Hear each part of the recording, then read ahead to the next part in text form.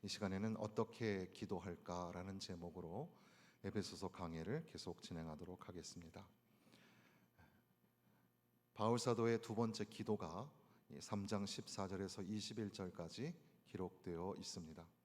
이러므로라고 시작하는데, 이것은 앞서 바울 사도가 깨닫게 된 것, 그러니까 유대인과 이방인이 하나가 되고 화목하게 되는 것, 그것이 사도에게 주신 사명이고 교회가 영광의 풍성함을 드러낼 수 있는 귀한 역할이라는 것을 깨닫고 그 말씀에 의지하여 하나님 앞에 기도한다. 그러니까 우리는 항상 기도할 때 하나님이 주신 말씀, 그 말씀을 통해서 우리에게 깨닫게 하시는 하나님의 뜻, 그 하나님의 뜻을 물으며 묵상하며 기도하는 것이 매우 중요합니다. 물론 기도라는 것은 구하는 거니까 우리의 소원을 주님 앞에 아뢰어 올려드리는 것이지만, 그러나 엄밀하게 따져보면 기도는 하나님께서 우리에게 감동하시는, 깨닫게 하시는 것을 붙잡고 기도해야 한다는 사실이죠. 그래서 교회가 과연 어떻게 교회로서 사명을 감당할 수 있을까? 그리고 오늘 나를 사도로 부르셨고 또 성도로 부르신 그 목적이 무엇일까? 하나님의 부르심의 사명과 목적을 생각하면서 이제 그 말씀에 의지하여 하나님 앞에 더 열심히 기도하게 된다는 것을 이 본문을 통해서 알 수가 있는 겁니다. 하늘과 땅에 있는 각 족속에게 이름을 주신 아버지께, 이 아버지라는 말은 파테르라는 헬라어에서 파트리아라는 말로 지금 여기에 쓰여 있는데, 그래서 번역을 할 때 아버지, 아버지의 가족, 이렇게 우리가 이해를 할 수가 있겠습니다. 하늘과 땅에 있는 각 족속, 우리는 서로가 다 다른 지역, 다른 언어와 다른 그런 문화를 가지고 살아가지만 우리는 다 한 아버지께서 우리에게 이름을 주셨다. 우리에게 유대인이나 이방인이나 다 한 아버지가 계시고 그 하나님 앞에 우리는 기도하고 있는 거다. 이것을 다시 한번 부르고 있는 겁니다. 하나님께. 우리는 그저 이 공허한 이 허상을 대상으로 향하여 기도하는 것이 아닙니다. 또는 우상이나 또 해나 달이나 나무나 돌이나 이런 것에 기도하는 것도 아닙니다. 우리는 온 우주를 창조하시고 다스리시는, 그리고 각 족속에게 이름을 부여하신 하나님, 우리에게 아버지라 부를 수 있는 그 하나님 앞에 기도하고 있는 거죠. 기도할 때 우리가 아버지 하고 기도하는 것은 하나님이 나에게, 또한 우리에게 아버지가 되신다. 하나님이 여러분에게, 우리 교회에게, 또 모든 성도들에게 아버지가 되신다는 사실을 잊지 말아야 합니다. 이것은 또한 우리뿐 아니라 선교지에 있는 모든 그런 이 족속과 지파, 다양한 종족의 사람들도 동일하게 아버지라 부르게 하신다는 것. 그래서 우리가 김길용 목사님 초대해 가지고 그 노래를 부르기도 했는데, 아버지. 우리가 하나님을 아버지라 부르게 하셨다. 이것이 얼마나 귀한지 모릅니다. 그래서 기도할 때 아버지 하면서 여러분도 기도할 수 있기를 바랍니다. 아버지 앞에 기도를 하는데 무릎을 꿇고 빈다 그랬습니다. 보통 유대인들은 기본적으로 기도할 때 서서 기도를 했습니다. 그러니까 우리는 보통 이 무릎을 꿇고 기도하는 것이 익숙하지만, 물론 이제 요즘 시대에는 의자에 앉아서 주로 기도를 하지만, 예전에 초대교회 당시에 우리 교회도 초창기에는 무릎을 꿇고 기도하는 게 굉장히 많았죠. 근데 유대인들은 그 바리새인이나 세리나 다 일어나서 그렇게 기도를 드렸어요. 기도는 일어서서 하는 것이구나. 그랬는데 무릎을 꿇고 기도한다고 표현합니다. 이것은 아마도 조금 더 간절하게 또는 조금 더 특별하게 열심히 힘을 내어 기도한다는 것을 의미할 겁니다. 그러므로 우리는 기도할 때 형식적으로만 기도하는 것이 아니라 간절한 마음으로, 정말 진실한 마음으로 뭔가 특별하게 내가 이 기도가 아니면 안 된다, 그런 마음을 가지고 간절하게 기도를 해야 한다는 것이죠. 그래서 우리는 이 기도학교라는 것을 6월 현충일이 되면 우리 교회는 기도학교를 하지만, 이렇게 본문의 말씀을 통해서 어떻게 기도할까, 이것을 우리가 묵상합니다. 말씀에 의지하여 하나님을 아버지라 부르며 정말 특별한 절실함과 열심을 가지고서 하나님 앞에 기도를 드려야 된다고 이렇게 우리가 배우게 되는 겁니다.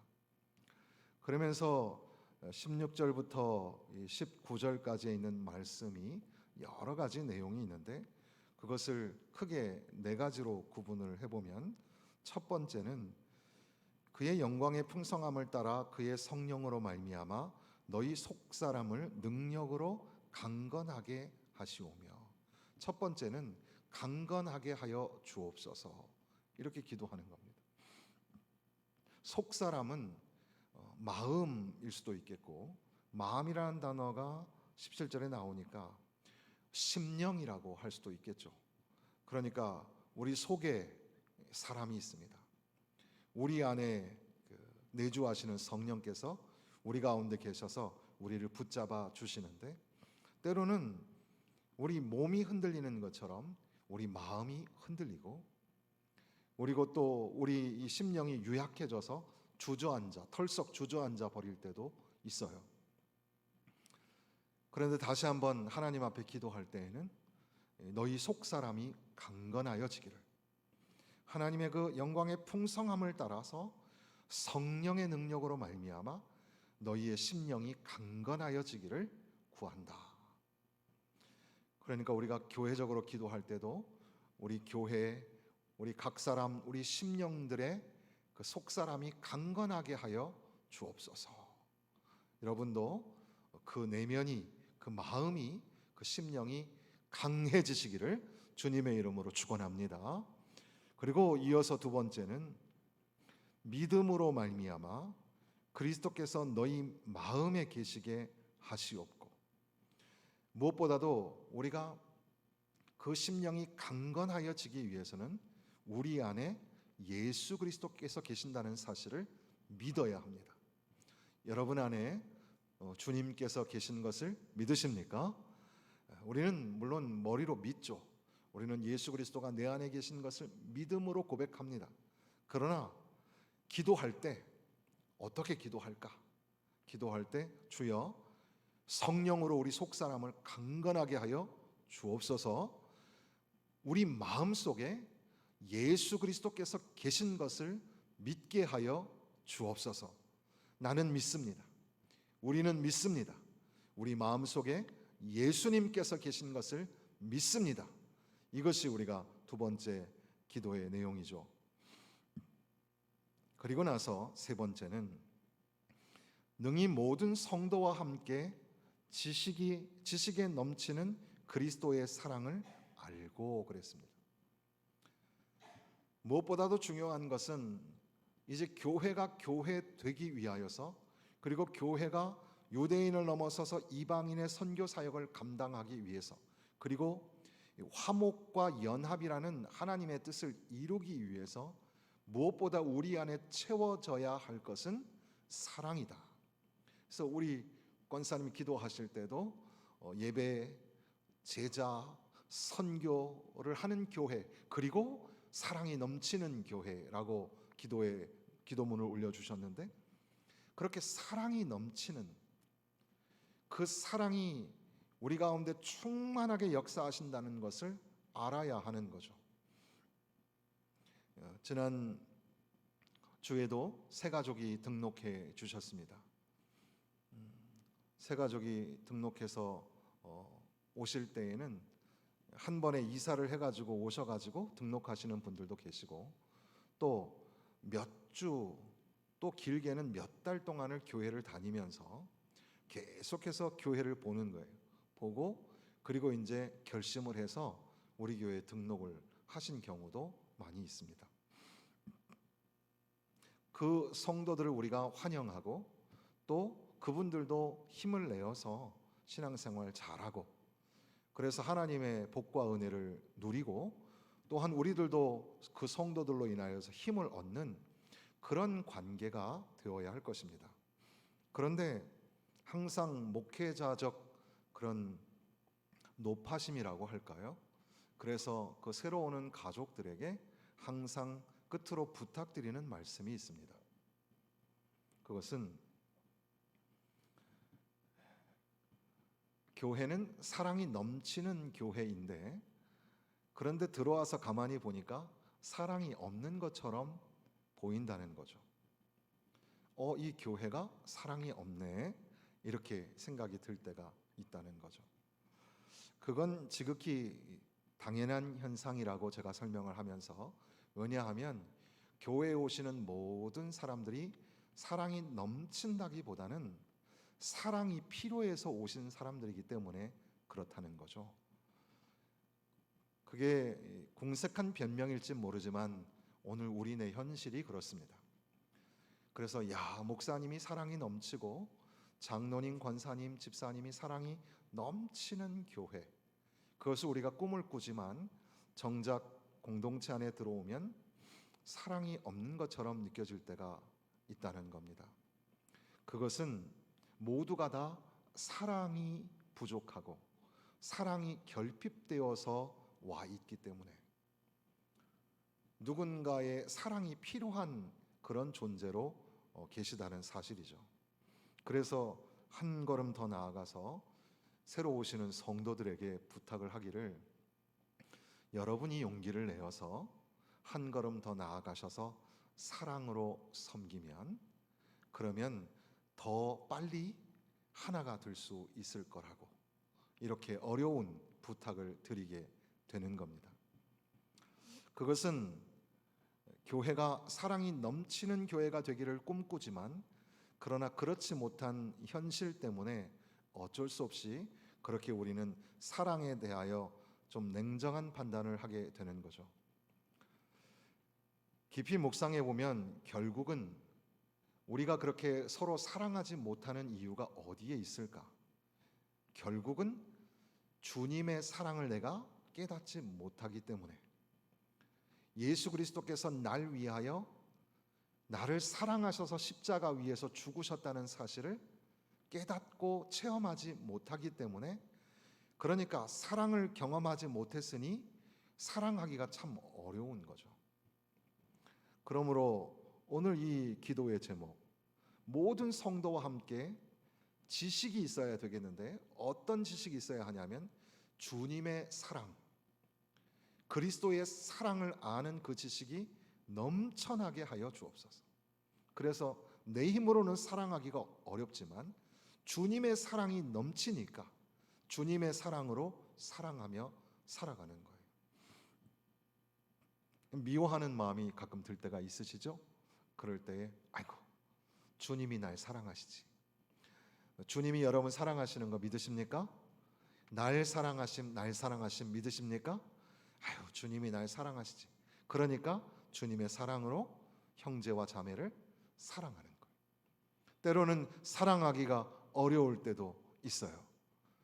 좀 속상할 때도 있고 또 미움이 생길 때도 있습니다. 그러나 아이고 주님이 날 사랑하시지. 주님이 날 사랑하셔서 십자가 위에서 물과 피를 쏟아 죽으셨지. 그 사랑을 깊이 묵상하면서 주님이 날 사랑하신 것처럼 나도 주님을 사랑합니다. 주님이 내게 부탁하신 것처럼 나도 형제를 자매를 용서하고 사랑하겠습니다. 그러니까 사랑하기 위하여서 우리는 사랑의 지식이 필요하죠. 사랑의 지식. 그래서 우리가 그냥 사랑을 그냥 쉽게 할 수 있는 것처럼 생각하지만 그렇지 않아서 그 에릭 프롬인가 하는 사람은 사랑의 기술이라는 책을 썼잖아요. 사랑도 기술이 필요하다. 대화도 기술이 필요하죠. 대화의 기술. 그래서 뭐 적극적 경청 뭐 그런 걸 배우기도 하는데, 사랑도 마찬가지입니다. 사랑도 기술이 필요하다. 그런데 성경은 그런 우리가 테크니컬한 그런 기술보다는 우리가 하나님의 사랑이 우리 가운데 풍성할 때, 그리고 날마다 내 삶에 그리스도의 사랑이 가득 넘칠 때 비로소 다른 사람들을, 그러니까 성도들을 사랑할 수 있게 된다는 사실이죠. 아무쪼록 사랑이 넘치는 성도가 되시기를 바랍니다. 사랑이 넘치는 우리 교회가 되었으면 좋겠습니다. 그리고 연속선상에서 네 번째는 그 너비와 길이와 높이와 깊이가 어떠함을 깨달아 하나님의 모든 충만하신 것으로 너희에게 충만하게 하시기를 구하노라. 그러니까 좀 지엽적으로 말하면 앞서 말한 사랑 말이죠. 하나님이 우리를 사랑하시는 그 넓이와 길이와 높이와 깊이. 그래서 우리가 예전에 불렀던 복음성가에 보면 하늘 그보다 높고 바다 그보다 넓고 우주 뭐 이렇게 노래하는 노래 있잖아요.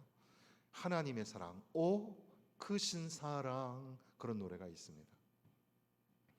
하나님의 사랑이 얼마나 넓고 큰지, 얼마나 높고 깊은지 그것을 깨닫게 하여 주옵소서. 그런데 여기에는 충만하게 하시기를 구한다 그랬습니다. 충만이라는 단어가 에베소서에서는 은혜라는 단어가 굉장히 중요한 키워드이기도 하지만, 그러나 면면히 살펴보면 이 풍성함이라는 단어와 충만함이라는 단어가 굉장히 많이 나옵니다. 충만하게 하시기를 원하노라 이렇게 기도하는데, 먼저는 이 충만이라는 단어를 생각해 보면 우리는 무언가 넘치는 것이라고 생각을 하죠. 그래서 주여 사랑이 넘치게 하여 주옵소서. 하나님의 사랑을 아는 것이 넘치게 하여 주옵소서. 이렇게 우리가 이해를 할 수 있습니다. 그런데 언어적으로 보면 여기에 이 전치사가 에이스라는 전치사로 되어 있어요. 그러니까 무슨 말이냐면 하나님의 충만하심으로 채워진다기보다는 하나님의 충만하심까지 채워져야 한다는, 그렇게 번역을 할 수가 있다는 거죠. 그러니까 우리가 사랑을 알고 사랑을 실천하는 것이 하나님의 충만하심까지 이루도록 그렇게 우리 안에 사랑이 넘치게 하여 주옵소서 기도하는 겁니다. 우리가 얼마큼 사랑해야 합니까? 이 정도 하면 성인군자 아닙니까? 참 내가 너무 많이 참고 울면서 여기까지 왔는데 이 정도면 나 정말 할 만큼 한 거 아닙니까? 그럴 때 우리가 생각할 것은 하나님의 충만하심까지 그렇게 너희 안에 채워지기를 구하노라. 그래서 우리 교회가 사랑이 넘치고 하나님의 사랑을 아는 일에 있어서 하나님의 충만하심까지 가는, 우리가 사랑을 실천하는 일에 있어서도 하나님의 우리를 사랑하심까지 가는 그런 사랑을 하고 그 사랑을 깨달아 알게 하여 주옵소서. 이렇게 기도하는 겁니다. 그러니까 교회를 향하여 바울 사도가 기도하는 것은 말씀에 의지하여 아버지라 부르며 절실함과 특별함을 가진 방법으로 하나님 앞에 기도하는데, 주여 성령으로 속사람이 강건하게 하여 주옵소서. 우리 마음속에 예수 그리스도가 계신 것을 믿게 하여 주옵소서. 그리고 모든 성도와 함께 하나님의 사랑을 아는 지식이 있게 하여 주옵시고, 그 사랑, 그 하나님의 사랑을 실천하는 일에 있어서 정말 그 깊이와 높이와 너비와 길이, 그것까지 다가가는, 그 충만하심까지 가는 그런 사랑 깨닫고 그런 사랑을 하며 살아가는 교회가 되게 하여 주옵소서, 이렇게 기도하는 겁니다. 그리고 나서 다시금 20절 21절에는 앞서 아버지를 불렀는데 우리 가운데 역사하시는 능력대로 우리가 구하거나 생각하는 모든 것에 더 넘치도록 능히 하실 이에게, 그러니까 앞부분에도 말씀에 의지하여 모든 족속에게 이름을 주신 아버지를 부르면서 기도했는데, 그러나 다시금 기도의 뒷부분에도 다시금 그 하나님을 고백하는데, 이것도 구체적으로 4가지 정도로 나눠보면 우리 가운데 역사하시는 능력대로, 하나님은 능력이 많으신 분입니다. 하나님은 그래서 전능하신 하나님이라고 우리가 고백하죠. 우리가 기도하는 것을 이루어 주시는 능력이 많으신 하나님인 것을 믿으시기를 바랍니다. 우리가 구하거나 생각하는 모든 것에, 우리의 구하는 기도의 제목, 모든 기도의 제목을 들어주시는 하나님인 것을 믿으시기를 바랍니다. 그러니까 아무 일에나 염려하지 말고 너희 모든 구할 것을 감사함으로 구하라, 그렇게 빌립보서에 말씀하신 것처럼 우리가 기도할 때 이거는 그냥 내가 해야 되나? 그게 아니라 방법이 없어요. 우리 힘으로는 안 돼요. 하나님 앞에 모든 것을 구하는 겁니다. 하나님은 능히 하실 분이신 줄로 믿습니다. 하나님은 모든 것을 들어주시는 하나님인 줄로 믿습니다. 그리고 3번째는 더 넘치도록, 그러니까 우리가 생각하는 어떤 정도가 있잖아요. 그런데 하나님은 우리에게 더 넘치도록 주시는 하나님인 것을 믿으시기를 바랍니다. 하나님은 더 넘치도록 주신다. 더 넘치도록 능히 하실 그분에게. 그래서 이것을 어떤 학자는 말하기를, 이 더 넘치도록이라는 말이 페리소스인데, 하이퍼, 이 더라는 말과 넘치도록, 그래서 바울 사도가 최상급이 아니라 최상급을 사용하고 있다라고 하는데, 그래서 휘페레크 페리수라고 단어가 사용이 된다는 겁니다. 이것은 영어 NIV 성경에는 immeasurably more라고 되어 있는데, 측량할 수 없이 더, 그보다 막대하게 더 많이, 또 다른 버전에는 무한히 더 많이, 이렇게 번역을 하기도 합니다. 그러니까 하나님이 우리에게 응답하시는 일에는 한계가 없으시다. 그런 하나님 앞에 우리가 기도를 드린다는 거죠. 그리고 끝으로 다시 그 20절에 맨 첫 번째 나와 있는 우리 가운데서, 그러니까 하나님은 어떻게 역사하시냐면, 하나님은 성도들의 기도 가운데 역사하십니다. 하나님은 교회가 기도할 때 그 기도를 들어주시는 겁니다. 개인적으로도 물론 기도하죠. 그러나 교회가 합심하여 기도하는 것이 굉장히 중요하죠. 그래서 우리가 합심 기도를 할 때, 전체가 우리 합심 기도를 하거나, 또는 우리가 기관에서도 이제 기도를 하잖아요. 전도회라든지 구역이라든지 또는 주일학교라든지, 그렇게 기도할 때에도 그저 형식적으로 하지 말고 하나님이 함께 하신다. 능히 하실 하나님은 모든 것에 더욱 넘치도록 응답하여 주시는 분이시다. 하나님은 반드시 우리의 기도 가운데 거하신다. 이것을 믿으면서 그렇게 하나님 앞에 기도해야 한다는 사실입니다. 그리고 축복하며 교회 안에서와 그리스도 예수 안에서 영광이 대대로 영원 무궁하기를 원하노라. 결국 하나님 앞에 기도하고 마지막은 하나님께 영광이었다는 사실입니다. 여기 있는 이 본문의 말씀을 하나의 문장으로 어떻게 기도할까라는 제목으로 삼아봤습니다. 그것의 답으로서 한 단어로 요약을 한다면 확신이라고 할 수 있습니다. 여러분, 기도할 때 확신을 가지고 기도하십시다. 확신을 갖고 기도해야 합니다. 하나님은 어떤 분이십니까?